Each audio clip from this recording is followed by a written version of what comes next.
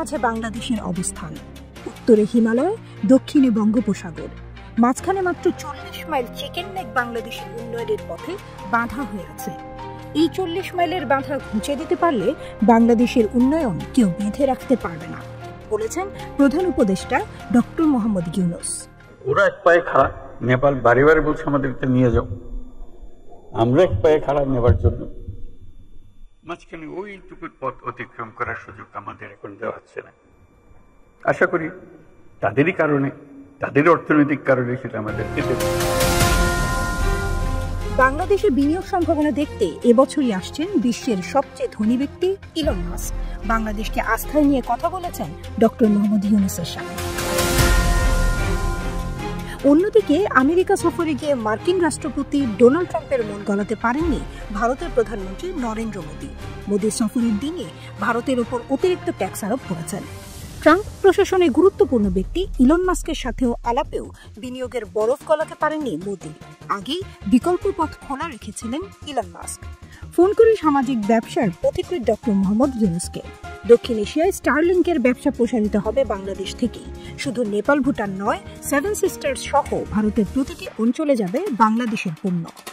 আমাদের অঞ্চল হলো, উত্তরে হলো নেপাল আমাদের অঞ্চল। নেপালের সৌভাগ্য তারা হিমালয় পর্বতের পাদদেশে আছে। দুর্ভাগ্য হলো সমুদ্রের দেখা তাদের হয় না। তাদের সমুদ্র দেখতে হলে আমাদের মাঝখান দিয়ে দেখতে হবে, আমাদের মাধ্যমে দেখতে হবে।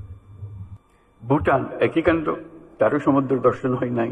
তাকে সমুদ্রে আসতে হলে আমার পথ দিয়ে আসতে হবে, আমরা তাকে স্বাগত জানাই। তেমনি ভারতের পূর্বাঞ্চল একই অবস্থা। নেপালের যে অবস্থা, ভুটানের যে অবস্থা, নেপাল ভারতের 7 সিস্টারের একই অবস্থা। তার সমুদ্র দর্শন তার হয় না, হবে না। তার সঙ্গে আমরা যোগ দিই একসঙ্গে এই অর্থনৈতিক অঞ্চল। আমাদের যে সমুদ্র বন্দর, তাদের মাল আনা নেওয়া করবে, আমাদের মাল আনা নেওয়া করবে, তাদের কাছে যাবে। তাদের অর্থনীতি আমাদের অর্থনীতি একসঙ্গে জাগবে। একসময় মনে করা হতো দক্ষিণ এশিয়ায় আমেরিকার আসল বন্ধু ভারত, কিন্তু ডক্টর ইউনূস বাংলাদেশের সরকার প্রধানের দায়িত্ব নেওয়ার পর সে চিত্র বদলে গেছে। নিজের শপথ অনুষ্ঠানেও মোদীকে দাওয়াত দেননি ট্রাম্প। মোদী স্বয়ং আমেরিকা সফরে গিয়েও আগের মতো পাত্তা পাননি। প্রবাসী ভারতীয়রা হিউস্টন স্টেডিয়ামে মোদী সংবর্ধনা আয়োজন করে। সেখানে অতিথি ছিলেন ডোনাল্ড ট্রাম্প। 50,000 ভারতীয় দর্শককে তিনি সরাসরি বলেন, সবার আগে আমেরিকান স্বার্থ। মোদীর উপস্থিতিতেই ইন্ডিয়ার উপর ব্যাপক ট্যাক্স আরোপ করা হলো। রেসিপ্রোকাল অর্থাৎ পাল্টা ট্যাক্স পদ্ধতিতে সবচেয়ে বেশি ট্যাক্স বসে ভারতের উপর। সাংবাদিকদের প্রশ্নের জবাবে ট্রাম্পের সাফ কথা, ইন্ডিয়া আমাদের উপর সবচেয়ে বেশি ট্যাক্স বসায়, তাই আমি ইন্ডিয়ার উপর সবচেয়ে বেশি ট্যাক্স বসালাম। But India is a very hard place to do business in because of the tariffs. They have the highest tariffs just about in the world, and it's a hard place to do business. No, I would imagine he met reciprocal makes tariffs really fair. It's a beautiful, simple system, and we don't have to worry about, gee, we're charging too much or too little. But traditionally, India is right at the top of the pack, pretty much. There are a couple of smaller countries that are actually more, but India is a they charge tremendous tariff. ধাক্কা লেগেছে রাজনীতিতেও। বাংলাদেশের গণ অভ্যুত্থানকে মার্কিন deep স্টেটের কারসাজি বলে ট্রাম্পের কাছে তুলে ধরেছিল ভারতীয় মিডিয়া। ট্রাম্প এক বাক্যেই উড়িয়ে দেন সে কথা। ভারতে পলাতক শেখ হাসিনার জন্য আমেরিকার বিন্দুমাত্র সহানুভূতি আদায় করতে পারেনি ভারত।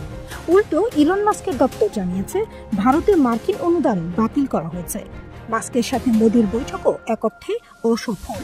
কর্পোরেট ট্যাক্স কমানোর আশ্বাস দিয়েছেন, কিন্তু স্টারলিংকের জন্য আর কোনো ছাড় দিতে রাজি হননি মোদী। অন্যদিকে আদানি গ্রুপের মতো ভারতীয় প্রতিষ্ঠানগুলো মোদী সরকারের কাছে বিশেষ সুবিধা পাচ্ছে। ফলে অসম প্রতিযোগিতার সামনে পড়ল স্টারলিংক। আর তাই দক্ষিণ এশিয়ায় বাংলাদেশকেই বেছে নিয়েছে আমেরিকা। ভুটান, নেপাল ও ভারতের 7 সিস্টার্স সহ এই অঞ্চলের অর্থনৈতিক উন্নয়নের নেতৃত্বের দায়িত্ব বাংলাদেশের কাঁধে।